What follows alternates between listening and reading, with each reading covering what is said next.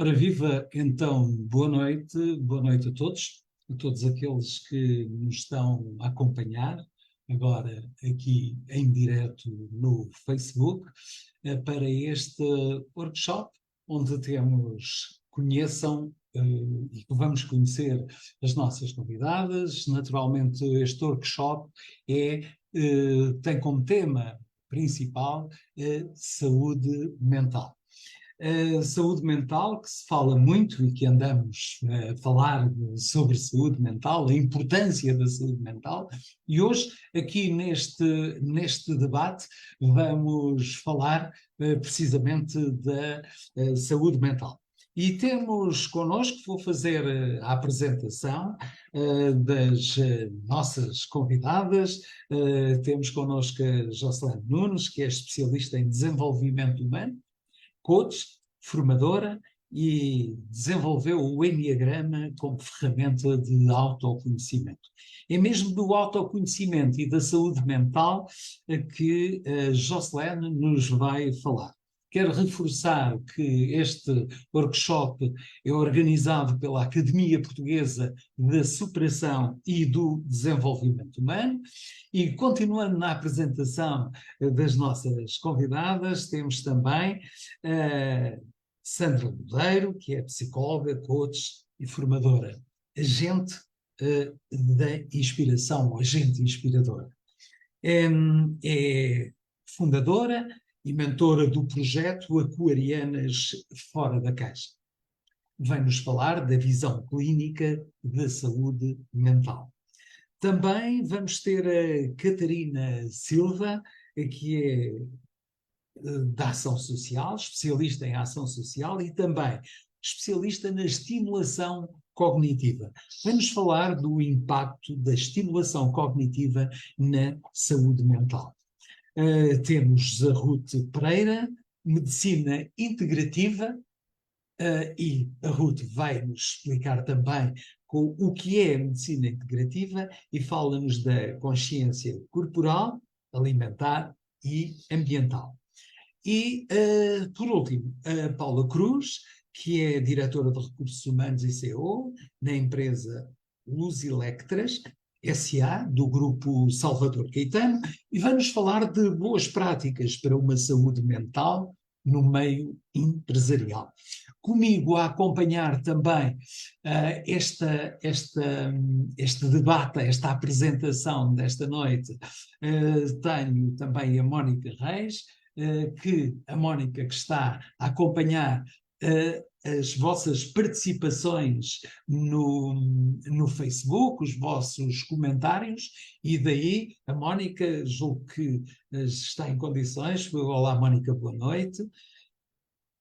Ora, a Mónica está lá. Olá, olá, Isso. viva, boa noite a todos. Boa E noite. bem-vindos a este canal novamente. Isso aqui Será dá uma noite essa excelente, ideia. com certeza, de partilhas. Ora, e o que é que nós vamos, por isso aí desse lado, vais tomando nota dos comentários que os nossos ouvintes e espectadores, por isso poderíamos falar em telespectadores, não é? Que estão do outro lado e que nos vão, e que vão partilhando esses comentários. Só para terminar esta breve apresentação, cada uma das nossas convidadas vai ter aproximadamente 900 minutos, ou seja, 900 segundos, ou seja, 15 minutos, não é? 900 segundos, 15 minutos na intervenção. Após todas as intervenções, teremos um pequeno debate com as questões que nos forem colocando. Por isso, sejam todos muito bem-vindos e vamos, naturalmente, dar início a este debate. E para começarmos este debate, eu convidava a Jocelyn Nunes para se juntar a nós. Olá, Jocelyn, boa noite, bem-vinda. Olá, boa noite aqui, Mónica, e a todos os presentes. Bem-vinda. E então, Jocelyn, que já vimos, é especialista na área do desenvolvimento humano e tem um projeto muito interessante na área do Enneagrama como uma ferramenta do autoconhecimento. e é do autoconhecimento que a Jocelyn nos vai falar. Por isso, estás disponível para poderes partilhar a tua apresentação e nos próximos minutos vamos ficar então, convidamos a ficar com a Jocelyn Nunes e até já. Ora, então, muito boa noite a todos. Obrigada à PSDH, na pessoa do Joaquim, enquanto presidente, e também à Mónica, que nos vai aqui acompanhar, por nos proporcionar este momento.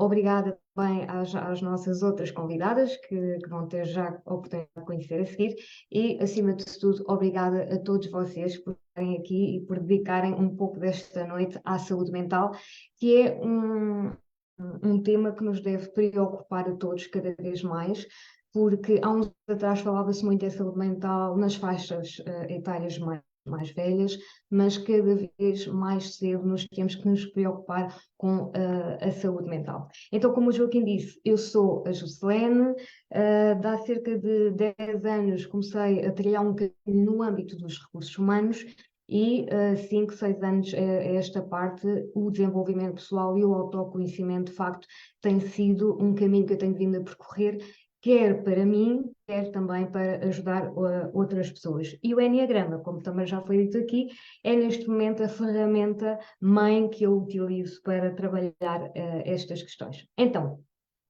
saúde mental. Eu trago aqui a saúde mental, um conceito mais lato, não tanto... Só um bocadinho. Portanto, trago aqui a saúde mental através de um conceito mais lato, no sentido de ser o nível de bem-estar emocional, psicológico e social, através do qual a pessoa é capaz de lidar com as suas necessidades e desafios no seu dia-a-dia. Ou seja, aqui o objetivo é falarmos na saúde mental enquanto um bem-estar geral que nos permite ter um equilíbrio emocional que também nos vai permitir aproveitar a vida, aproveitar os bons momentos e gerir melhor os momentos menos bons. Por sua vez, o autoconhecimento. Então, o que é o autoconhecimento? O autoconhecimento eu vejo como uma resposta a uma pergunta que provavelmente é das perguntas mais difíceis que nos fazem na vida, que é: quem sou eu? Não é? Pensar em autoconhecimento é nós irmos à descoberta de quem nós somos. E nós, provavelmente, temos a ideia que somos aquela pessoa que nos tornamos hoje, e somos, não há dúvidas sobre isso, mas, na verdade, a questão fundamental é que nós provavelmente não conhecemos essa pessoa na sua essência.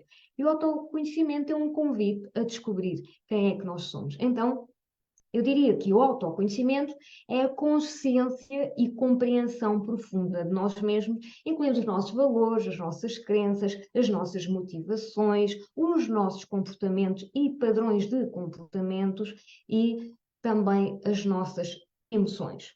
Então, como é que o autoconhecimento pode influenciar a nossa saúde mental? A partir do momento em que nós iniciamos este caminho, nós passamos a ter uma consciência emocional diferente. Nós passamos a identificar melhor as nossas emoções.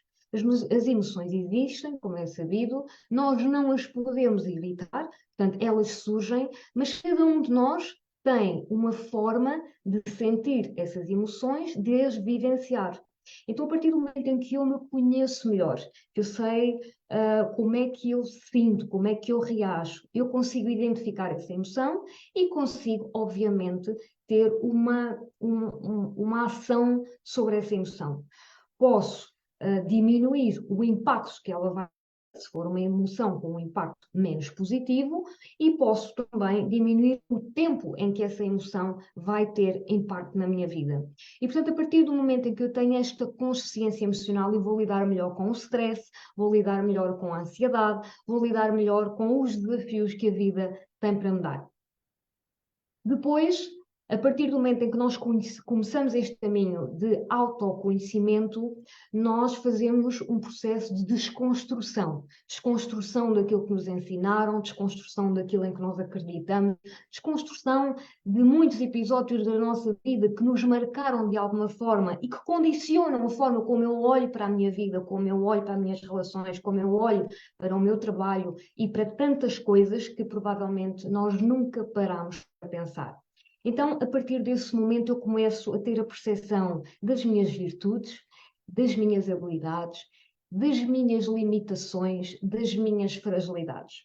E isso faz com que eu tenha diante de mim uma pessoa que eu provavelmente até aqui conhecia tão bem, pensava que conhecia, mas não conhecia tão bem, e ao dar cara com essa pessoa, eu vou fazer um processo de aceitação, para o bem e para o mal.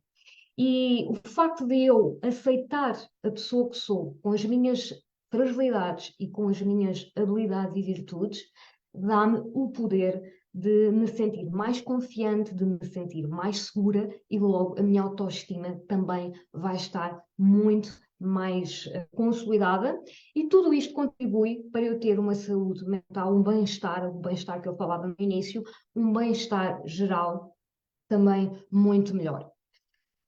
A tomada de decisão é, de facto, se calhar, aquilo que nós fazemos mais no nosso dia a dia. Muitas vezes não nos apercebemos da quantidade de decisões que nós tomamos durante o dia, mas, na verdade, nós somos chamados a tomar pequenas e grandes decisões.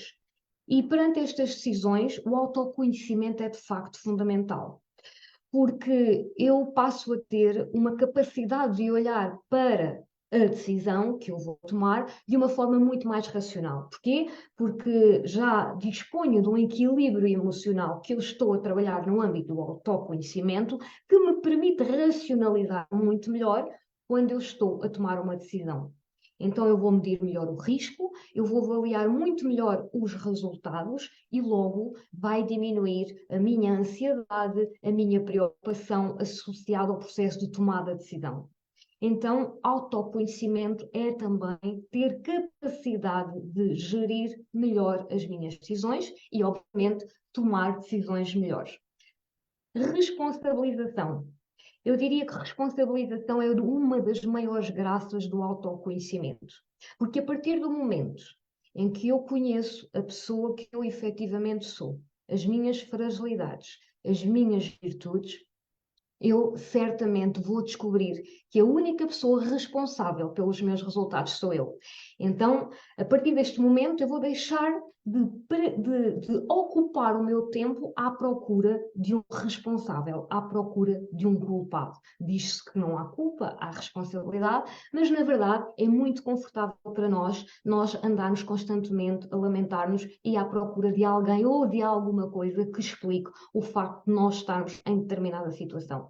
Então, autoconhecimento e responsabilização estão diretamente ligadas. E se eu sou responsável pelo que me acontece, então eu não vou andar frustrada, eu não vou andar a lamentar-me. Logo, a minha saúde mental também vai beneficiar deste meu estado de consciência, de responsabilização. E claro, se eu tenho uma melhor consciência emocional, uma melhor autoestima, uma autoaceitação, uma consolidação daquilo que eu sou, se eu tomo melhores decisões, se eu sou responsável pelos meus resultados, obviamente que também alargo a minha zona de conforto e vou ser muito mais resiliente e ter uma capacidade de adaptação muito maior. Ao ter este alargamento da minha zona de conforto e da capacidade de adaptação, obviamente eu vou conseguir ter relacionamentos mais saudáveis. E tudo isto, que faz parte de um caminho de autoconhecimento, faz com que eu também tenha uma melhor saúde mental. E, portanto, este é um processo que eu própria tenho vindo a desenvolver portanto, olhando lá para trás e percebendo quem era a Jocelyn daqui de há alguns anos atrás e a Jocelyn de hoje, obviamente que eu consigo testemunhar e validar todas estas questões e perceber que eu hoje realmente posso testemunhar que tenho uma saúde mental muito mais sólida, muito mais consolidada do que provavelmente tinha há uns anos atrás, porque até obviamente como qualquer pessoa passa por períodos menos bons e nós percebemos o quanto estamos frágeis, o quanto estamos sujeitos ao ambiente se nós não nos conhecermos. E, portanto, o autoconhecimento, de facto, é um caminho que eu aconselho a desenvolver. E, por fim, entendo que autoconhecimento é também uma ferramenta de prevenção e cuidado com a nossa saúde mental. Porquê? Porque eu vou ter um discernimento muito maior, eu vou conhecer-me melhor, logo eu vou estar muito mais atenta aos sinais, e se eu estiver a desenvolver um quadro de ansiedade ou um quadro de depressão, por exemplo, ou outra situação qualquer, eu vou enfrentar as coisas de outra forma, logo eu vou estar desperta e pedir ajuda mais cedo. Portanto, autoconhecimento é um caminho para um estado de bem-estar que está diretamente relacionado também com o meu nível de saúde e de saúde mental.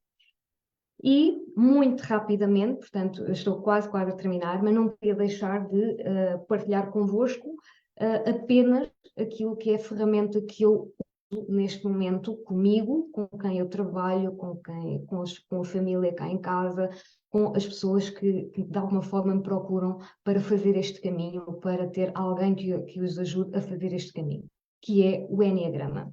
E porquê o Enneagrama? Eu tive a felicidade de me cruzar com o Enneagrama há alguns anos atrás e desde logo me identifiquei com esta ferramenta, porque ela permite-me visualizar onde eu estou, quem eu sou, quem é que tem domínio sobre mim, chamamos as asas, portanto eu não vou obviamente entrar hoje em qualquer tipo de pormenor relativamente a esta ferramenta, mas é para vos dizer que de facto eu utilizo o Enneagrama como um guia, como a minha bússola. Eu sei exatamente qual o caminho que eu devo fazer para fazer um caminho de crescimento e sei exatamente quando eu decido estar num registro de desintegração que não me vai levar a lado nenhum, mas que eu em consciência sei que estou a fazer esse caminho. E, portanto, tenho sempre a oportunidade de mudar o rumo e fazer um caminho de crescimento. Então, Enneagrama na prática passa por um processo de auto-observação, nós percebermos que comportamentos é que temos, o que é que sentimos em determinadas situações, o que é que lembranças é que nós temos até da nossa infância, porque o Enneagrama assenta exatamente na primeira fase da nossa vida, em que de alguma forma nós assumimos um compromisso ou fazemos quase que um juramento que nunca mais determinada situação nos vai afetar e a partir daí desenvolvemos um conjunto de características que definem uma das 9 personalidades do Enneagrama. O Enneagrama é um sistema de personalidades que, no fundo, nos ajuda a compreender as nossas motivações, porque é que nós somos assim. Depois identificamos o nosso tipo de personalidade, que pode ser um dos 9 tipos que estão definidos neste sistema. Passamos pelo processo de desconstrução e de autoaceitação para percebermos efetivamente onde é que nós podemos transformar, onde é que nós podemos atuar para nos transformarmos numa pessoa que, no fundo, nos agrade mais, não é? E fazermos então este processo de crescimento. E, por fim, dizer que o Enneagrama não é só uma ferramenta de autoconhecimento, é uma ferramenta que me permite também desenvolver os relacionamentos que eu tenho. Portanto, eu própria posso identificar a personalidade das pessoas com quem eu lido com mais frequência. Às vezes conseguimos, num primeiro impacto, perceber algumas características que nos permitem logo adaptar, quer a nossa atitude, o nosso discurso, a nossa forma de estar, porque já sabemos que na frente temos alguém que vai reagir de determinada maneira. E aquilo com que eu quero terminar é que, de facto, é uma ferramenta que me tem ajudado imenso e que me permitiu melhorar muito os relacionamentos em todas as áreas da minha vida. Porquê? Porque eu passei a compreender a mim, mas também aos outros. Então eu termino dizendo que autoconhecimento e saúde mental estão diretamente relacionados e, portanto, é uma aposta que nós devemos fazer. Trata-se apenas e só de consciência, e eu não escrevi aqui, mas eu vou acrescentar esta palavra que é clareza. A partir do momento em que eu passo a ter clareza sobre mim, eu consigo ter um domínio sobre a minha vida completamente diferente. Obrigada, espero ter contribuído para esta noite e pronto, acabei por aqui. Bom, Jocelyn, muito obrigado pela clareza e pela consciência que nos trouxestes nesta intervenção. Logicamente, não sei se há algum comentário específico à apresentação, a não ser as boas-vindas e as boas noites que foram dadas. A Mónica vai nos ajudar. É isso. Muitos desejos de boa noite que nós retribuímos, com certeza. Nada em específico para já, em relação à apresentação, que eu te dou os parabéns também, Jocelyn. Obrigada Ok, por a obrigada. clareza com que nos brindaste. Mas para já, ainda nenhum comentário. Pronto, vamos deixar depois para o final um pequeno debate. E agora, para continuarmos nesta noite, eu vou convidar Ruth Pereira, que vai estar connosco. Olá, Ruth, Olá, bem-vinda. olá, Joaquim, boa noite. Bem-vinda Muito obrigada. e muito obrigado por estares aqui connosco e por te associares e te juntares nesta noite a este grupo magnífico de mulheres, não é? Porque será? Não é uma pergunta que pode ficar no ar. Ruth Pereira, Medicina Integrativa, vai nos falar então da consciência corporal, alimentar e ambiental. Ruth, os próximos Muito 15 bem. minutos são teus. Então, muito boa noite a todos. Muito obrigada pelo convite. Fiquei bastante feliz e contente por estar aqui. É fundamental para mim que cada vez mais pessoas tenham conhecimentos nestas matérias deste género.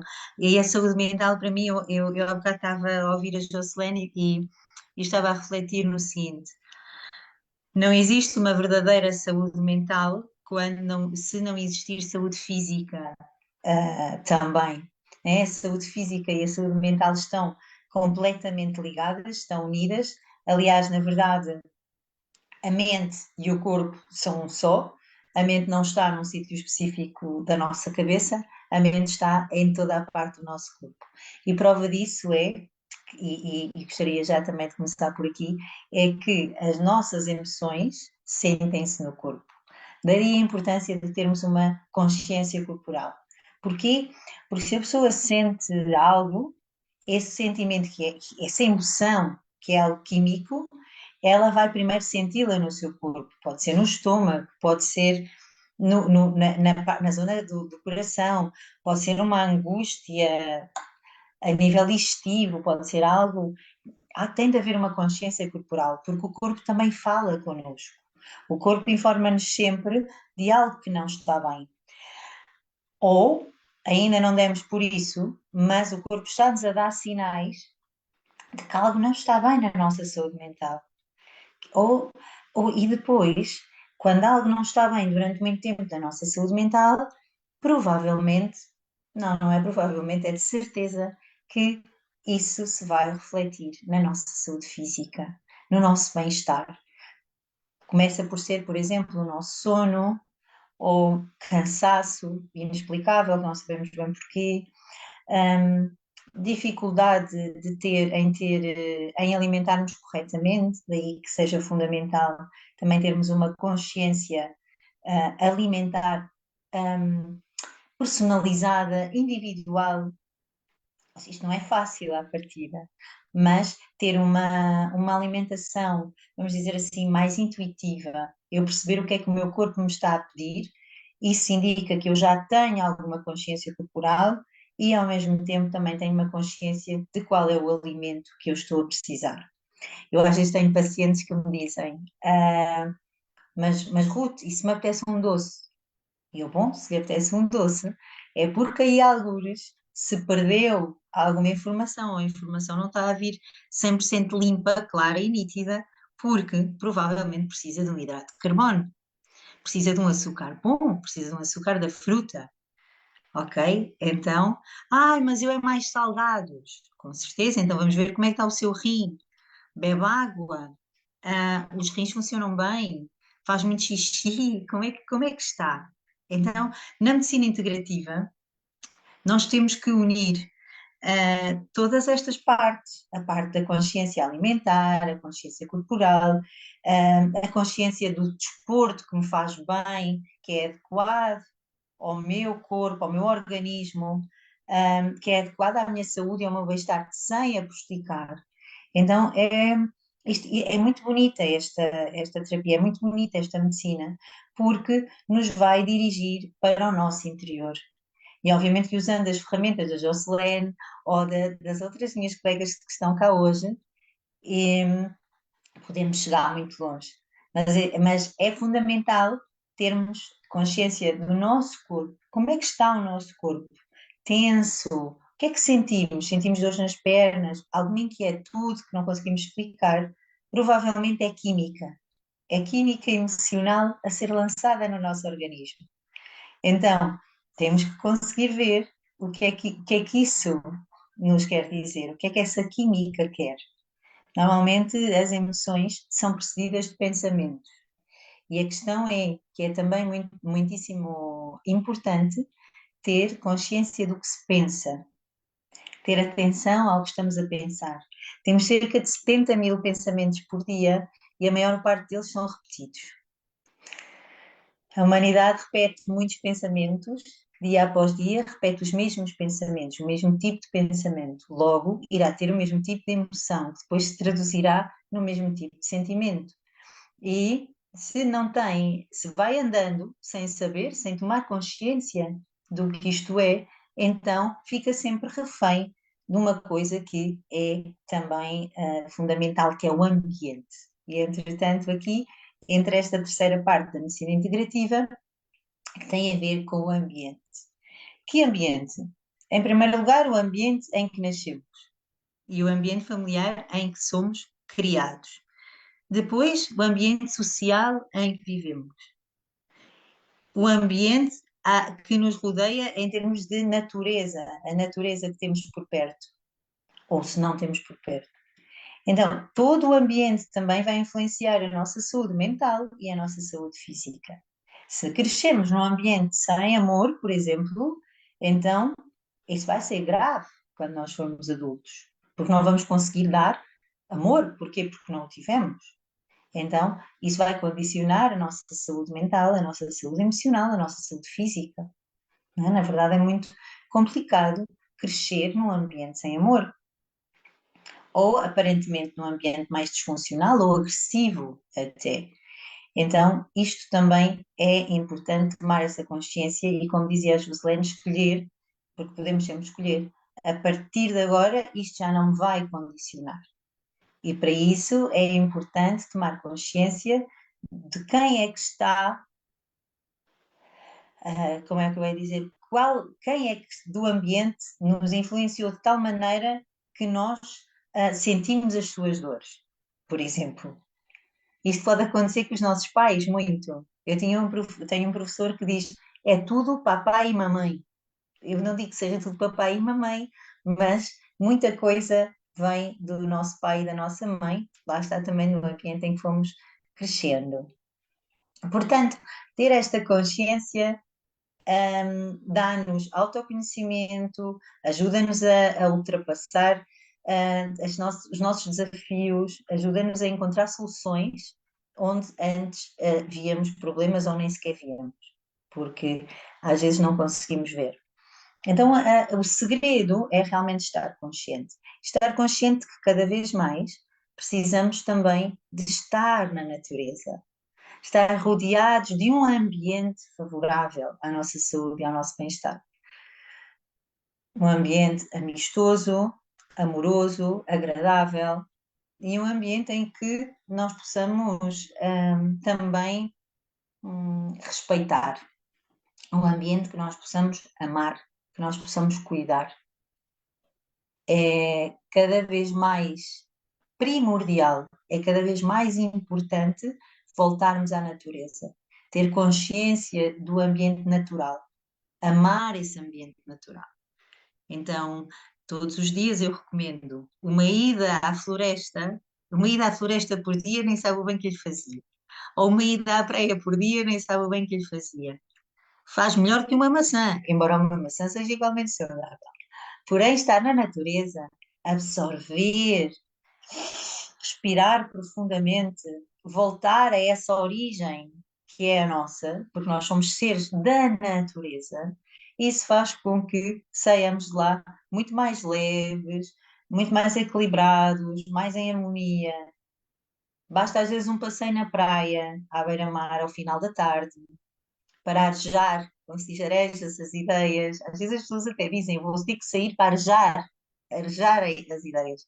A natureza ajuda-nos a arejar, ajuda-nos a ficar mais claros, mais limpos, mais lúcidos.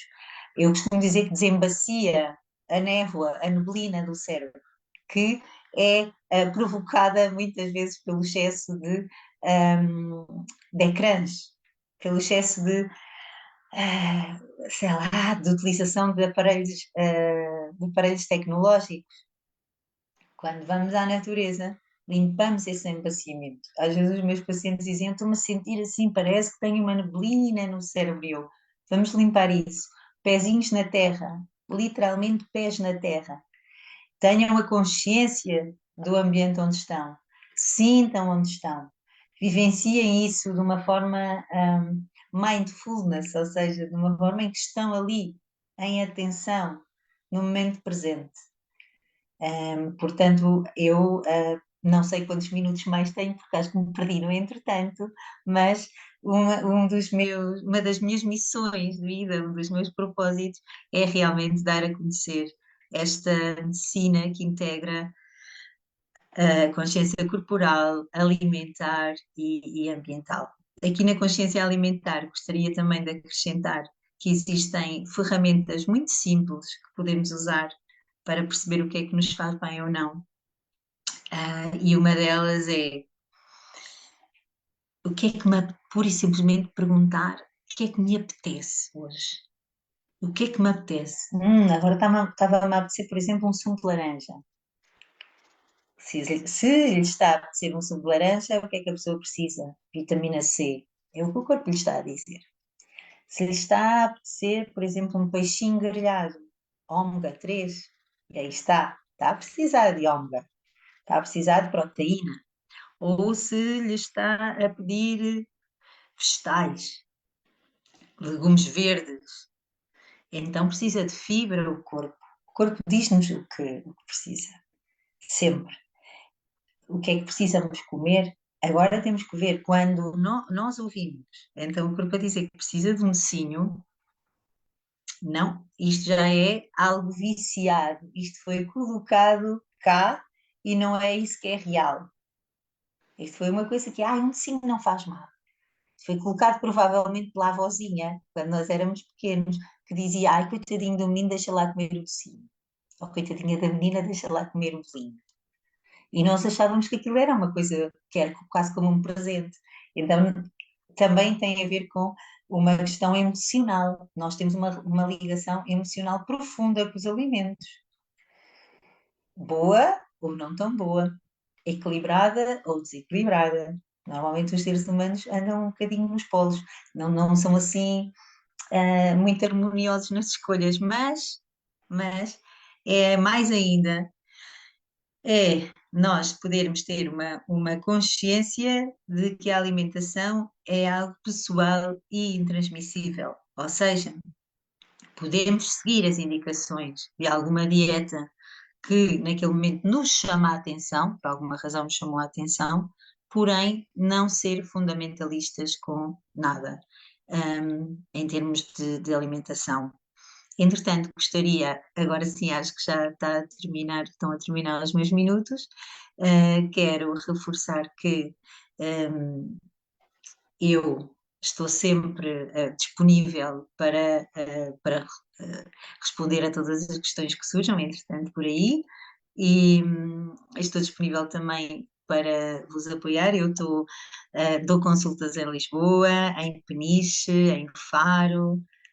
Também faço algumas sessões de medicina integrativa online, onde passamos a pente fino o que é que a pessoa come, como dorme, como vai à casa de banho, que exercícios faz, que tipo de exercício físico é mais adequado a ela, então os padrões familiares.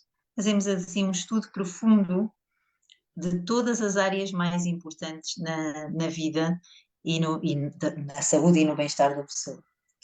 Eu estou no Instagram como Ruth Pereira Terapeuta e no Facebook também, caso queiram pesquisar um bocadinho mais sobre mim e sobre aquilo que eu faço. Muito Para bem. já, não sei se se houver aí alguma questão, lá, lá está, estarei aqui para responder, mas agradeço acima de tudo esta oportunidade muito novamente. Obrigada. Muito obrigado, Ruth, pela partilha. Eh, Foi, Obrigada.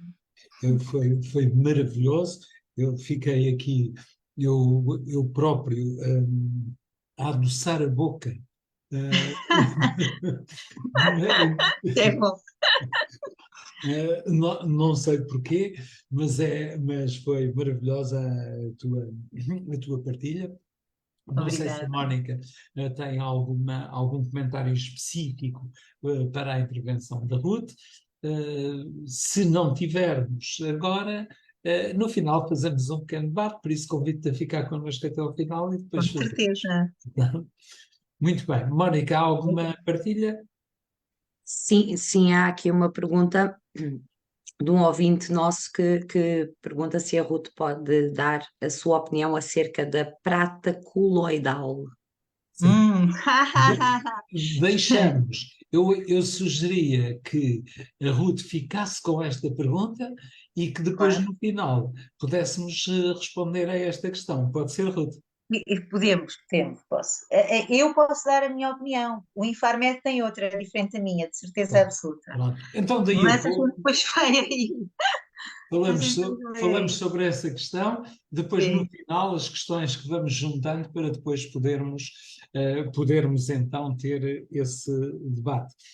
Então, mais uma vez, muito obrigado pela apresentação e agora vamos continuar esta noite neste debate promovido para a Academia Portuguesa da Superação e do Desenvolvimento Humano e eu vou pedir para se juntar a nós a Sandra Ludeiro, que é psicóloga, coach, formadora, agente inspiradora também, e é mentora do projeto Aquarianas Fora da Caixa. Sandra, bem-vinda a este nosso grupo e este nosso debate e a visão clínica da saúde mental. Olá, muito boa noite a todos. Obrigada à PSDH pelo convite, obrigado Joaquim, obrigado Mónica e a todos os participantes aqui, boa noite e a todos os ouvintes. Então, primeiro, este título, não é? Este título do meu contributo, que é a visão clínica da saúde mental. Eu sou psicóloga há 20 anos e ao longo do meu percurso há toda uma evolução da saúde mental, da visão da saúde mental e, e muito também da minha própria visão da saúde mental. E por isso hoje eu queria partilhar convosco um bocado esse testemunho, enquanto profissional, mas também enquanto ser humano, enquanto ser humano que também tem o desafio de cuidar da sua saúde, como disse a Ruth há pouco, eu também não diferencio a saúde física da saúde mental, é um todo e manifesta-se nos dois campos. E por isso, quando nós falamos ainda de saúde mental, e adorei ouvir a Jocelyn e a Ruth, a verdade é que no dia a dia, quando nós lidamos com todo o tipo de pessoas, ainda, ainda notamos muito esse estereótipo, esse estigma que existe à volta da saúde mental. E, e esse, para mim, é o maior desafio que nós temos. Enquanto existir este estigma à volta da saúde mental, enquanto colocamos a parte mental, não é? Às vezes, em contexto de trabalho e, e do workshop que dinamizo, queremos colocar a palavra saúde mental. E ainda há muitas pessoas que dizem assim: Se calhar mental não. Se calhar será melhor só saúde ou bem-estar, como se a parte mental viesse aqui trazer uma conotação de doença mental, de distúrbio, de patologia muito grave e que ainda de maluquinhos, a verdade é essa. E então é importante, e eu acho que nestes últimos 20 anos nós temos notado uma evolução nesse sentido, no sentido de permitir que as pessoas olhem para a sua saúde mental de uma forma positiva e proativa, não só na questão da remediação, ou seja, não só recorrer a uma ajuda quando efetivamente existe uma doença mental, mas muito pelo lado preventivo. E então acho que essa evolução de olhar para o problema, só para o problema, e temos situações de pessoas com patologias a nível mental em que fazem uma terapêutica durante décadas e não saem da doença para uma nova realidade que é as pessoas perceberem que está também nas mãos delas não só a saúde física, não é? Com a prevenção, a nível da alimentação e outros aspectos, mas também a sua própria saúde mental. Através, como já foi dito aqui, pela parte do autoconhecimento e também, como disse a Ruth, através da própria alimentação, do próprio corpo. Há pouco a Ruth falava da importância de nós termos um contacto com a natureza. Eu sorri muitas vezes sobre isso, porque às vezes parece que nos esquecemos que nós somos seres humanos. E um ser humano não é à margem da natureza. Nós somos parte da natureza. É por isso, quando recomendamos, não é? E também numa consulta de psicologia se recomenda isso, a importância do contacto da natureza, com a terra, com o andar descalço, a verdade é que isso é voltarmos à nossa essência. A nossa essência é mesmo nós, fazemos parte da natureza. Nós fomos criando uma sociedade onde a parte tecnológica está aqui a robotizar o ser humano. E aqui entramos no campo da inteligência emocional, da importância da inteligência emocional também. Que é o quê? Que é quanto mais nós evoluímos a nível de tecnologia, de inteligência artificial, nomeadamente, mais importante se torna nós trabalharmos a parte do ser humano e a parte da inteligência emocional, das emoções. Somos seres racionais, sim, e somos seres emocionais. Por isso, muitas vezes aquilo que acontece, e quando falamos de saúde mental e de doença mental, é que parece que as pessoas estão a ficar robotizadas. No outro dia partilhava, até com o Joaquim, partilhava o facto da inteligência artificial, não é? Hoje em dia nós podemos ter uns carros em que nós entramos dentro do carro e o carro apercebe-se do nosso estado emocional. Isso é fantástico nós podemos ter essa partilha, essa conexão com a inteligência artificial. O que é problemático é nós podemos ter uma pessoa ao nosso lado e essa pessoa nem sequer perceber o nosso estado emocional, ok? Então, quando a Juscelino falava da importância de nós tomarmos consciência, sim, sem dúvida que essa é uma grande parte. Nós tomamos consciência de que estamos em modo automático e aquilo que acontece com o nosso corpo, que muitas vezes, e vou pegar no exemplo da ansiedade, em que sentimos coisas, não é? No nosso corpo, sentimos palpitações, sentimos tremores, sentimos falta de ar. Muitas vezes o que acontece é que as pessoas querem tirar esses sintomas. Ou seja, eu não quero sentir isto. Mas a verdade é que o facto de nós estarmos a sentir isto é uma manifestação do nosso corpo a dar-nos um alerta de que algo não está bem connosco. E então, mais do que querer tomar medicação para apagar os sintomas, é nós entendermos o que é que leva o nosso corpo a disparar estes gatilhos a nível do nosso corpo. E isso é muito importante. E quando nós falamos na evolução, não é, da visão clínica da saúde mental, passa muito por aí, em que ainda se encontra muitas pessoas que recorrem exclusivamente aos fármacos para cuidar da sua saúde mental. E, felizmente, cada vez mais, há essa consciência da importância de cuidarmos ao mesmo tempo. Não digo que a medicação não tenha que ser necessária em algumas situações específicas, mas nunca sem a outra parte, sem a parte de terapia, sem a parte da parte da psicologia, do desenvolvimento pessoal, que para mim, nesses 20 anos também houve uma evolução muito, muito grande a nível de abordagem. Se no início eu estava mesmo virada para a psicologia pura, digamos, ao longo do meu caminho eu senti necessidade de ir buscar outras abordagens, porque sentia que a psicologia só ficava aquém, das necessidades das pessoas que vinham ao meu consultório. E houve uma viragem, e é importante nós falarmos dessa viragem também a nível da saúde mental, que foi o antes e pós-pandemia.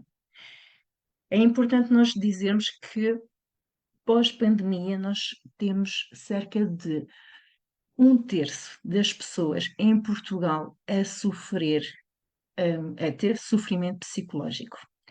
Isso é uma taxa enorme. E vou bater outra vez ao que a Ruth disse, que é a importância dos nossos contextos. Ou seja, o que é que fez disparar esses níveis de sofrimento psicológico? Foi exatamente esses contextos todos em que nós estamos inseridos,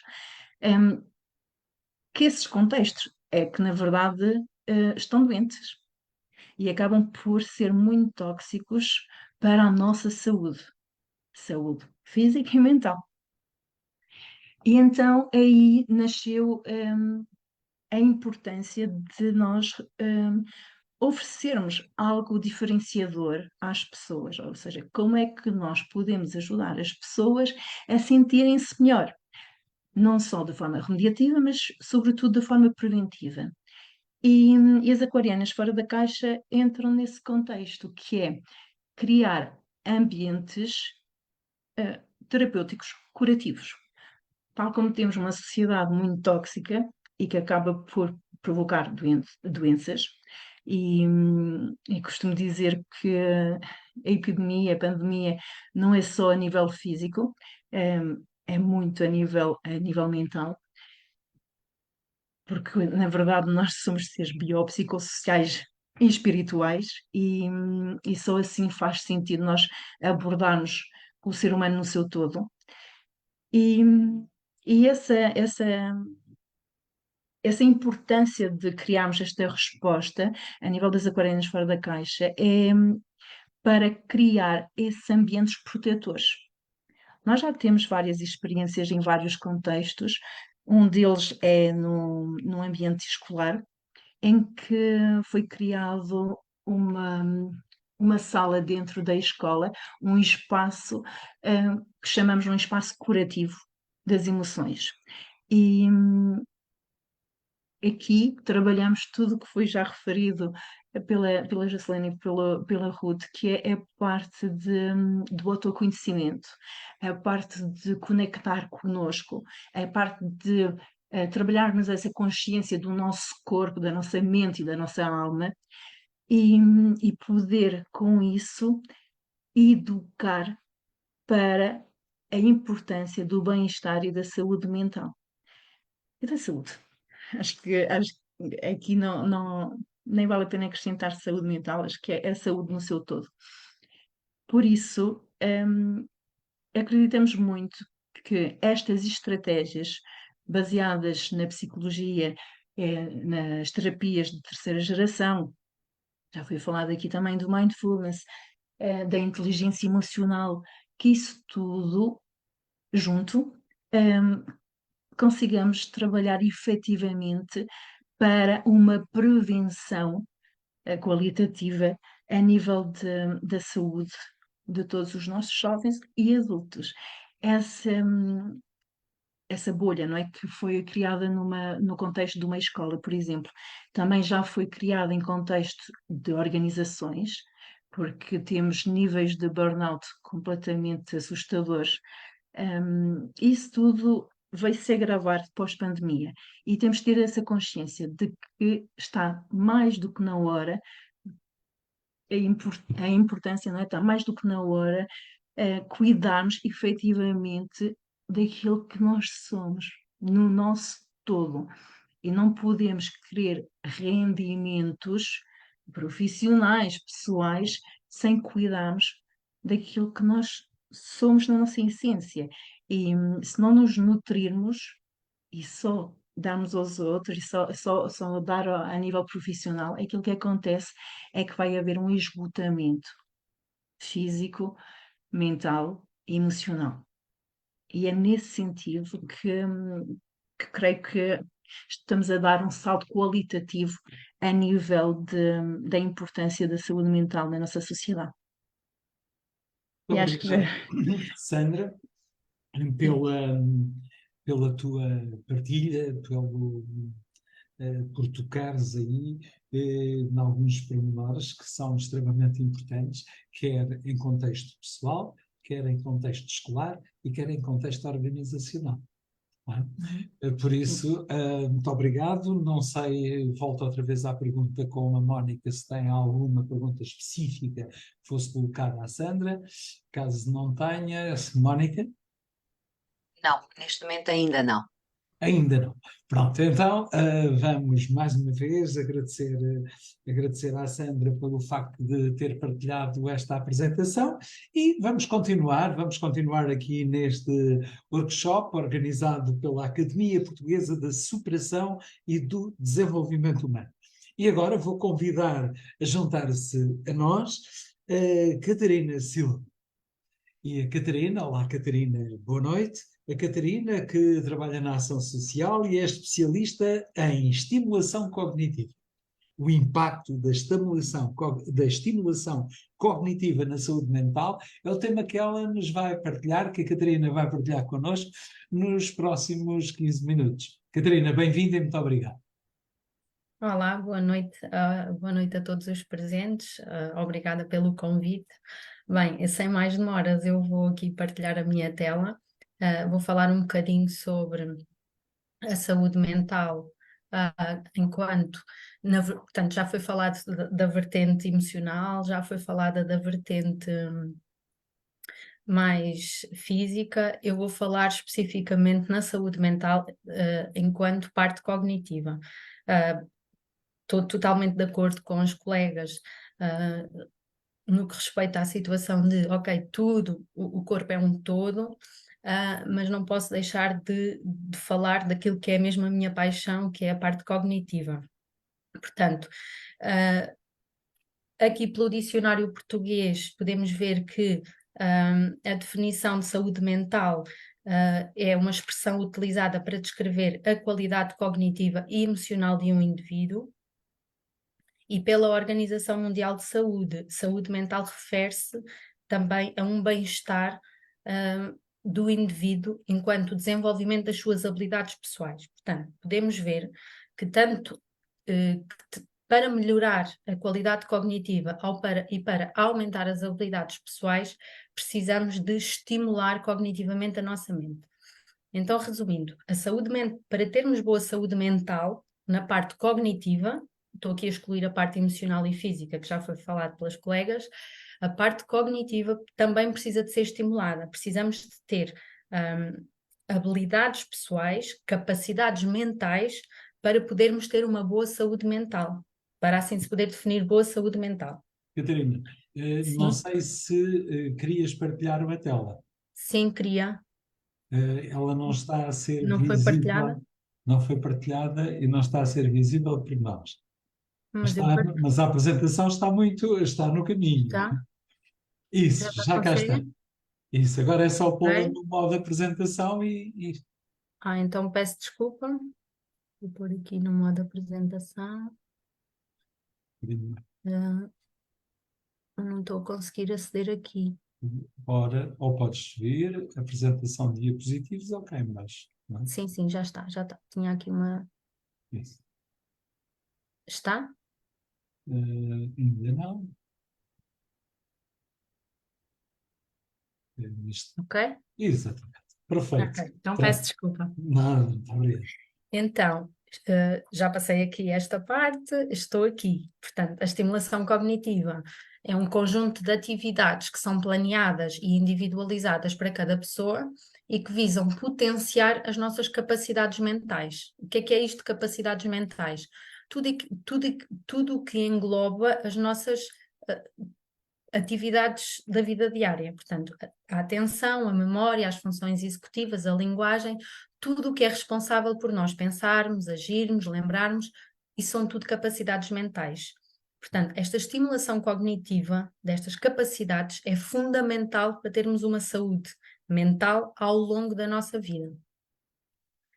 Estas capacidades mentais, todas englobadas, podemos chamar de uma reserva cognitiva. O que é isto? Eu costumo comparar as nossas reservas cognitivas às estradas. Portanto, existem cidades que têm muitas estradas, cidades que têm menos estradas, é assim o nosso cérebro. Portanto, há pessoas com uma maior reserva cognitiva e outras pessoas com uma menor reserva cognitiva. Sabe-se hoje que a nossa reserva cognitiva confere proteção no caso do envelhecimento do nosso cérebro, no caso de existir uma lesão cerebral ou de um trauma. Ou seja, se nós conseguirmos ao longo da nossa vida aumentar esta reserva cognitiva ou ter uma reserva cognitiva grande de capacidades de pensamento, de memória, com diversas atividades que vamos fazendo, e tudo aqui incluído o que as colegas já disseram, uma boa alimentação, um bom ambiente, um bom conhecimento emocional, mas não só. Portanto, conseguirmos pensar, desenvolver áreas como o cálculo, a atenção, entre outras. Portanto, todas essas áreas, se forem estimuladas corretamente ao longo de toda a nossa vida, quando chegarmos ao envelhecimento, ou se durante o nosso percurso acontecer uma situação de trauma ou de uma lesão cerebral, o nosso cérebro tem mais estradas para poder fazer desvios, como eu costumo dizer aqui com esta analogia. Temos mais estradas para podermos chegar ao destino. Se tivermos poucas estradas e se existir ali um corte, não é? Portanto, uma obra, nós não temos outras estradas para chegar ao destino. O nosso cérebro é plástico, chama-se plasticidade neuronal, tem capacidade para, através de outras estradas, atingir a mesma função que nós queremos. Portanto, se existir alguma lesão cerebral numa área específica, temos capacidade, o cérebro tem capacidade para, através de outros caminhos, ir adquirir aquela função. Contudo, é preciso, ao longo do tempo, essa reserva cognitiva ser aumentada ou ser grande. Como é que nós podemos fazer essa reserva cognitiva aumentar? Com a estimulação cognitiva, com uma boa alimentação, com tudo o resto. Mas a estimulação cognitiva é fundamental e ainda é muito primária. Nós associamos a estimulação cognitiva para idosos. Eu trabalho com idosos há muitos anos, mas ao longo do tempo tenho tido esta batalha diária com todos nós precisamos de estimulação cognitiva, porque nós vivemos numa sociedade a correr, não temos tempo para nada e achamos, eu já tenho muito estímulo. Não, temos muitos estímulos, mas não estímulos certos. Temos muitos estímulos do mesmo, não temos estímulos diversificados. Ou se temos, são sempre associados ao stress. O stress inflama o nosso cérebro, intoxica o nosso organismo e isso não é um bom estímulo, tem que ser estímulos específicos. Portanto, existem uma série de atividades com diversos graus de dificuldade para pessoas com demência, sem demência, para pessoas novas, para pessoas com mais idade, para pessoas com uma maior reserva cognitiva ou para pessoas com baixa reserva cognitiva.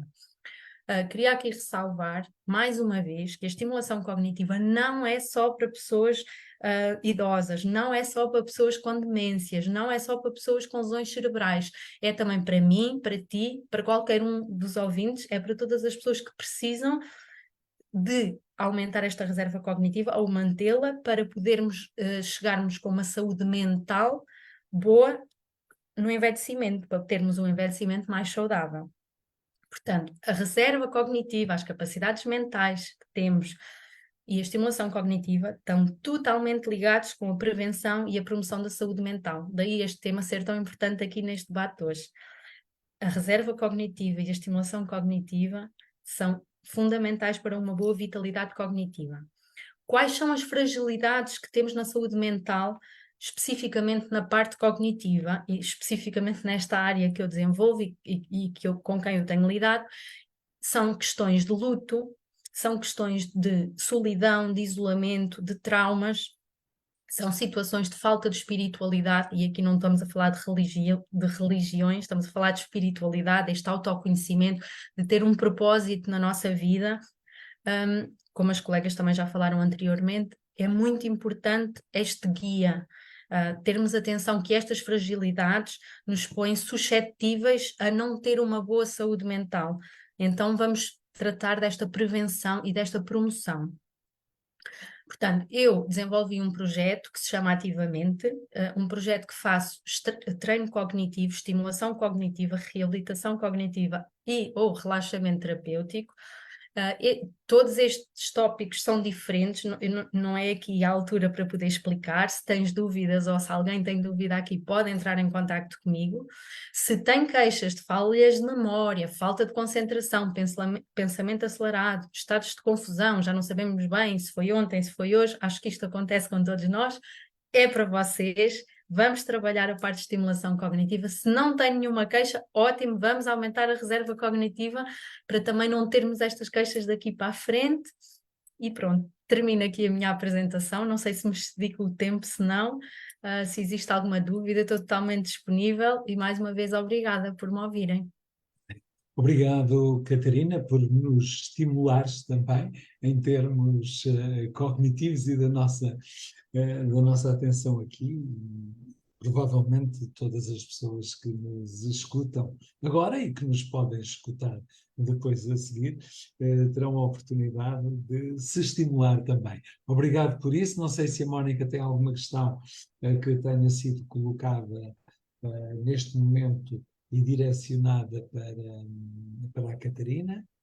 Se não, daí a pouco vamos aumentar. Não? Exato, daqui a pouco surgirão, com certeza. Vamos então Por agora ainda não. e falámos passámos por todas estas partes da estimulação cognitiva, de efetivamente do enneagrama, de tudo isto e da saúde mental. E vamos agora até às organizações. Como é que a saúde mental vai estando e é tratada nas organizações? Para isso, convidamos a Paula Cruz, que é diretora de Recursos Humanos e CEO numa empresa na Luz Electras, do grupo Salvador Caetano, e vai-nos falar das boas práticas de uma saúde mental no meio empresarial. Bem-vinda, Paula. Obrigada, boa noite a todos, boa noite a quem está a ouvir e antes de mais eu quero agradecer à Associação por esta oportunidade. Eu vou partilhar então a minha tela.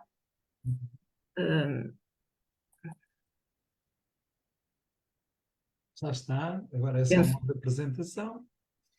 Isso. Exatamente, perfeito. Já está, então, ok. boa Então, vou então falar um bocadinho da saúde mental e das preocupações que as empresas têm e o que estão a fazer, em particular na empresa onde eu desempenho funções, para promover esta saúde mental nos colaboradores. Porque, efetivamente, como todos falaram, a saúde mental tem a ver com as pessoas podem procurar várias terapias para melhorar, mas uma realidade é que as pessoas passam muito tempo nas empresas e também é uma preocupação para as empresas, porque se as pessoas não estiverem bem, são custos associados para a empresa e a empresa não terá a rentabilidade que deseja, porque as pessoas são o mais importante que a empresa tem. Sim, o que nós temos na empresa, na Luz Eletra e também no Grupo Salvador Caetano é um reforço da cultura da empresa, em que para a nossa missão, que normalmente as missões são ligadas mais aos produtos, nós trouxemos o bem-estar e a felicidade, das pessoas no trabalho. Isto é algo que não é algo que se faça e fica concluído, não, isto é um trabalho constante, é como uma relação amorosa, tem que ser nutrida constantemente, nós não podemos fazer alguma coisa e parar, não, isto é um processo que está sempre em evolução. Tenho aqui alguns dados da Mércia, que fez um inquérito às pessoas este ano, em 2023, e que para perceber como é que as pessoas sentiam em relação ao bem-estar nas empresas. E pelo que vemos aqui, percebemos que estes 3 principais fatores de burnout são bastante elevados. Vemos também que os líderes de recursos humanos já se preocupam com a saúde mental dos colaboradores. Percebemos também que as empresas, se não trabalharem esta área, que vão ter uma dificuldade, quer em retenção de talentos, quer na sua produtividade, porque vemos que grande parte dos colaboradores informaram ou consideram que a saúde mental é algo que as empresas têm que ter em consideração, como atenuar o stress do colaborador, promover o seu bem-estar e ter um papel central na estratégia de benefícios extrasalariais. Significa que as empresas, além de ter um salário que terá de ser algo que permita aos colaboradores sentirem uma segurança na sua vida e das suas famílias, também têm que dar respostas a outras áreas, como físicas, financeiras e emocionais dos colaboradores. Isto está enquadrado também nos ODS, que são os Objetivos de Desenvolvimento Sustentável, que têm 3 áreas, e o que estou aqui a falar e que as empresas se preocupam bastante é esta área social, que tem a ver com todo o bem-estar dos colaboradores. Nós na empresa começamos, uma das áreas que nós também queremos melhorar é a parte das lideranças. Nesse sentido, eu já fiz uma formação e sou certificada como Chef Happiness.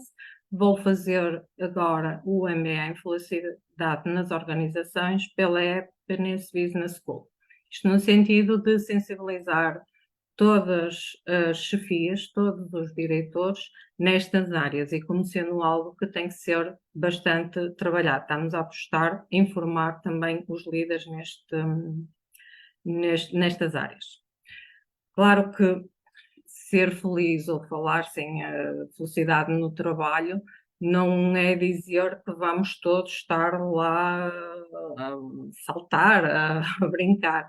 Não, que há momentos desafiantes, vão haver momentos de tristeza, sim, faz parte quer da vida, e como já foi falado anteriormente, são as emoções, nós temos que saber viver com elas, agora temos que saber também o que fazemos com elas, e o agradecer, o valorizar, o aprender com os erros, o perceber esses momentos mais desafiantes, o que nos traz de ensinamentos, também é muito importante. E nós também estamos a fazer trabalho nestas áreas.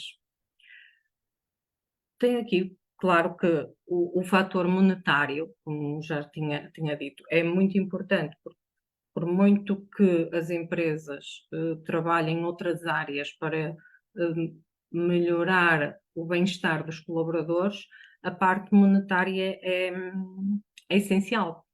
Como já disse, os colaboradores têm famílias, têm que assegurar a alimentação, assegurar uma casa, assegurar a segurança das suas famílias. Por isso, não descuramos nunca a parte monetária.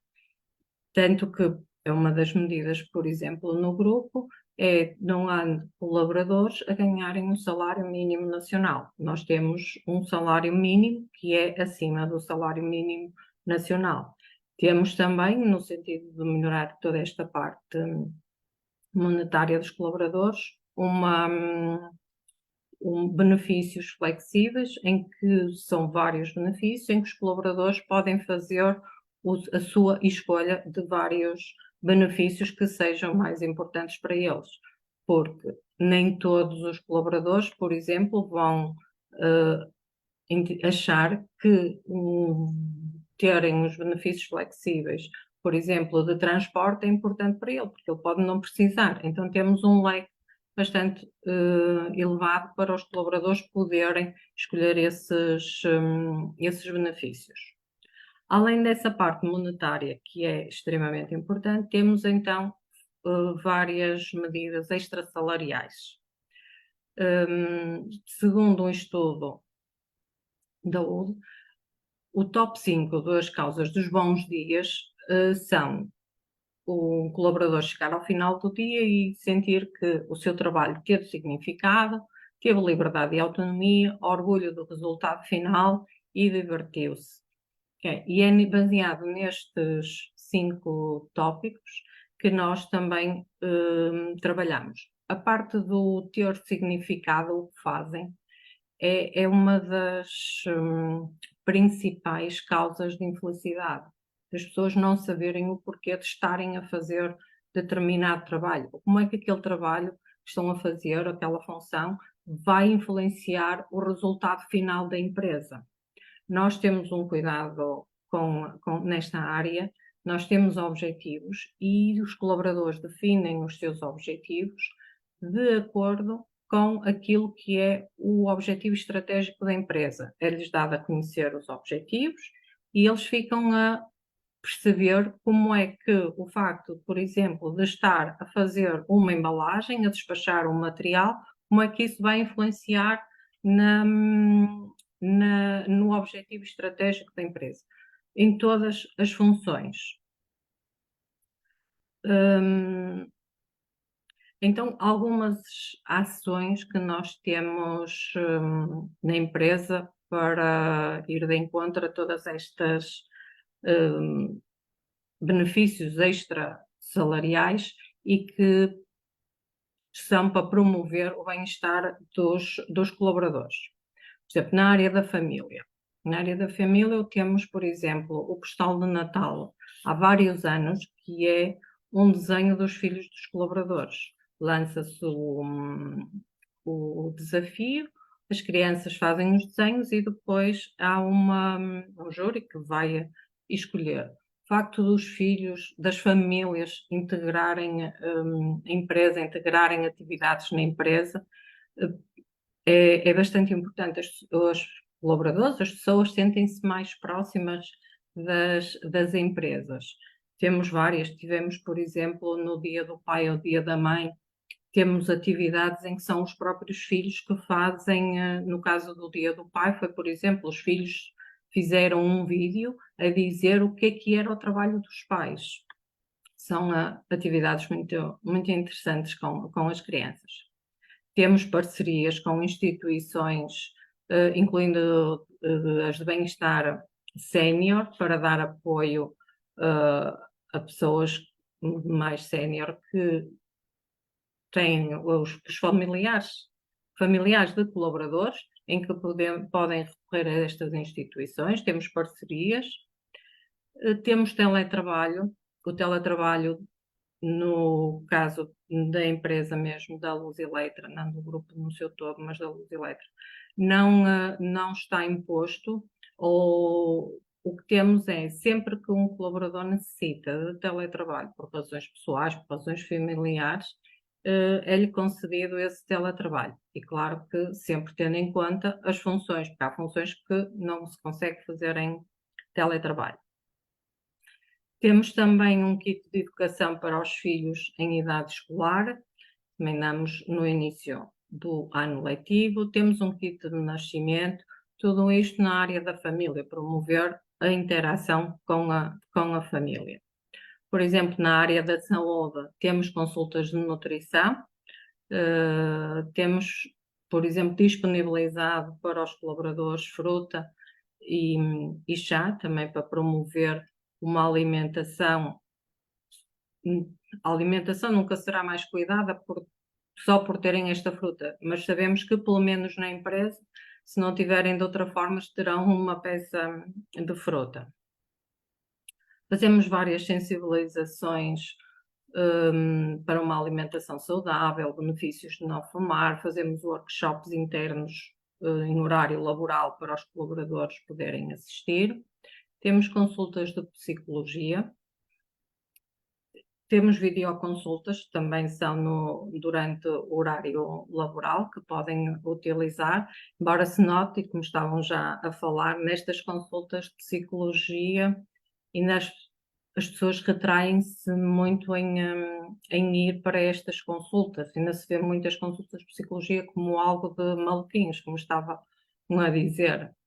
E nós para estas consultas de psicologia temos, além do colaborador poder, por iniciativa dele, recorrer a essas consultas, os responsáveis, os líderes, podem sinalizar aquele colaborador junto do psicólogo que trabalha connosco, e depois há todo ali um processo para ver se conseguimos que o colaborador veja estas consultas não como algo mau, mas como algo de bom e que lhe vai trazer benefícios. Também temos por hábito celebrar as conquistas. Isto também faz bem à saúde, nós celebrarmos aquilo que conseguimos conquistar, não só o erro, não só falarmos do erro, mas celebrarmos.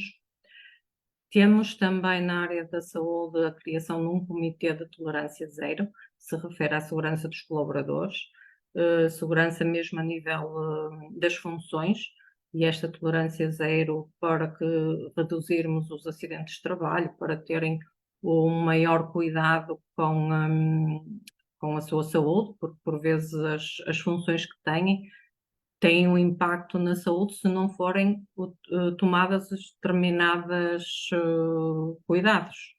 E então temos este projeto. Temos exercício físico, temos ginástica laboral.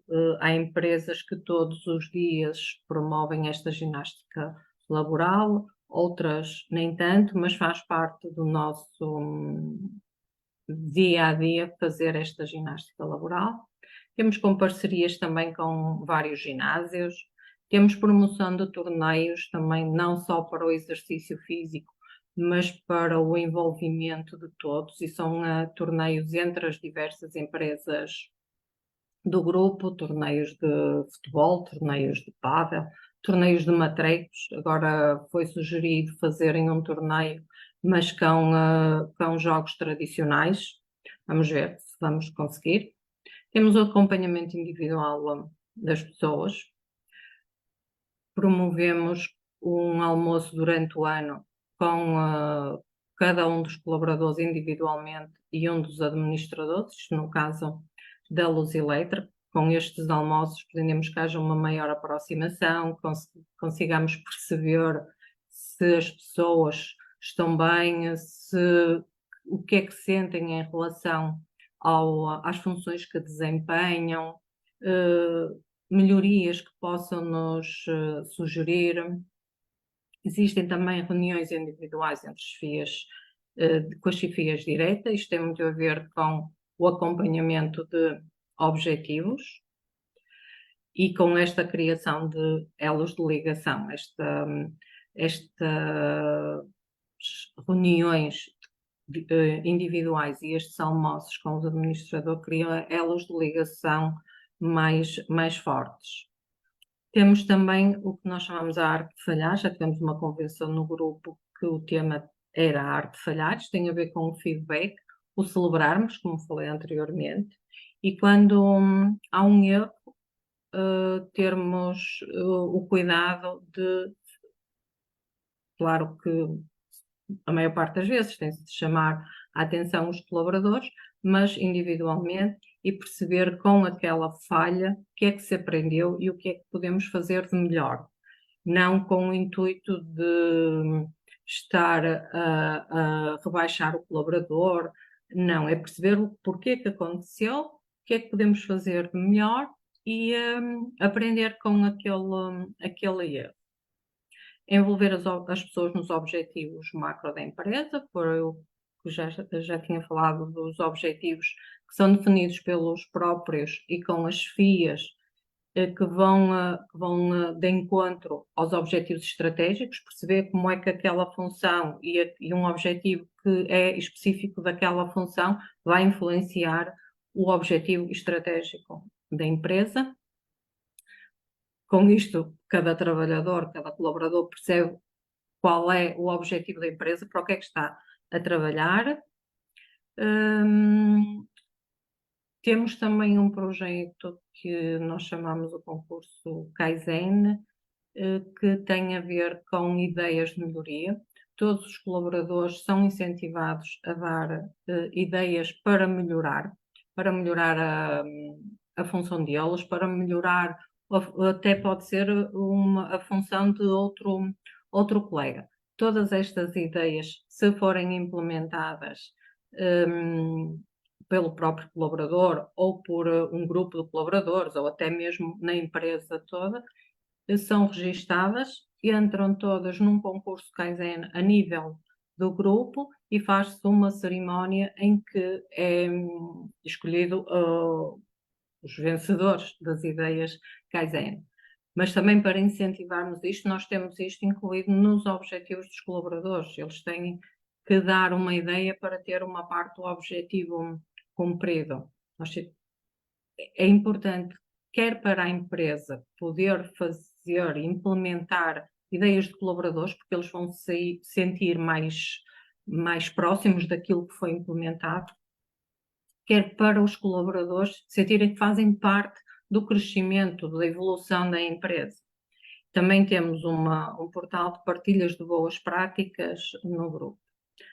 Além de tudo, também temos atividades lúdicas. No Natal, por exemplo, não fazemos só um almoço ou um jantar de Natal, o normal nas empresas, fazemos um convívio de forma a que o Natal seja algo como do que é na sua essência da família. Nós, por exemplo, este ano o que vamos fazer é todas as semanas um grupo de colaboradores que são escolhidos por eles vão fazer um doce de Natal e os outros colegas vão provar, vai ficar à disposição de todos e no final vão votar a ver qual é o doce de Natal que mais gostaram. Também cada departamento vai fazer um embrulho de Natal para pôr na decoração da árvore.